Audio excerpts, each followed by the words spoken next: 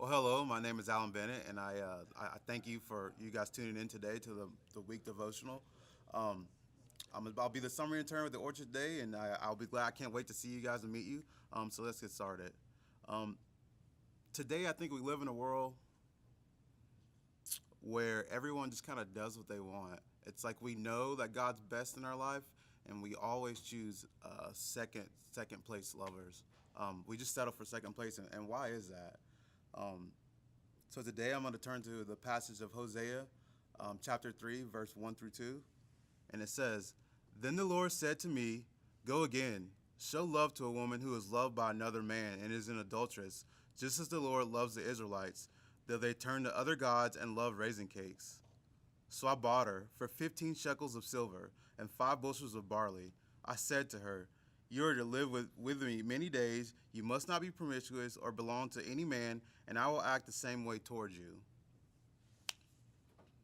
So you see, just to give you a little background information, you see, God told Hosea, he told him to go marry a promiscuous wife.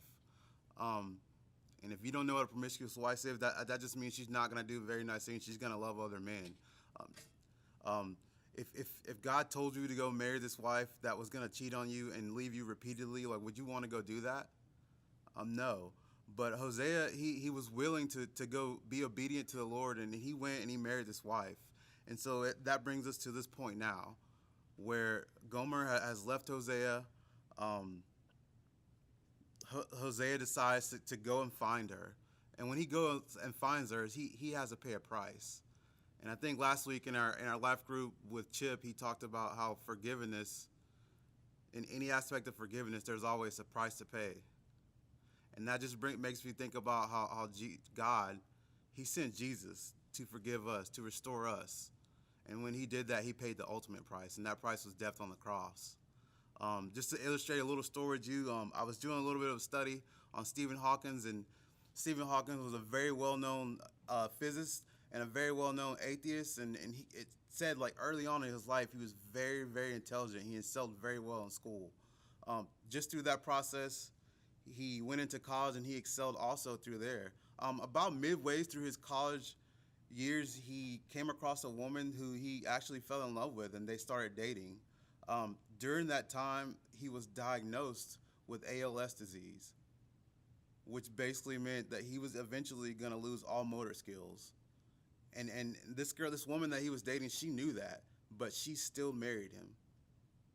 And through that time, there were points and times where he eventually got to the point where he couldn't even wipe his mouth, he couldn't even take a bath, he couldn't even drive himself. Yet his wife still loved him. And so he became very well known and very famous, and he went out all across the world to do lectures, and it got to the point where he could not speak at all. And when it got to that point, his wife decided she wanted to help him, and so she got him a tutor, a carrier, to help take care of him, to help him communicate at these lectures. And a few short years later, Stephen Hawking left his wife for his caretaker. He left his wife for his caretaker, and she loved him.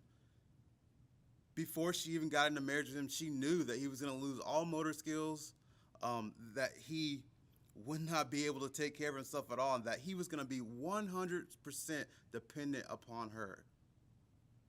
And she was willing to take that on. Well, I feel like that's how we are with God. He loves us 100%.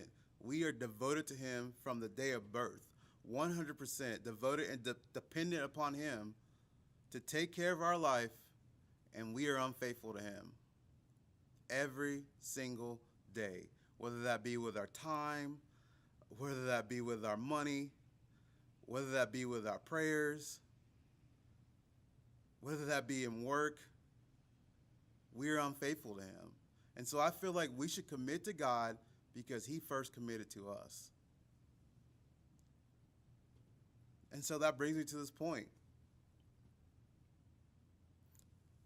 God is a restorer. God is a restorer. And even though we are unfaithful to him every single day, he sent Jesus down to die on the cross to restore us. And all we have to do is commit our lives to him. And so today, I just thank you for listening to the message of the devotional that I feel like the Lord laid in my heart. And I pray that you would just look at these 4 questions that I have, and that you guys would just let the Lord just tear down those walls and open up your hearts and just be intimate and open with your fellow group. Thank you.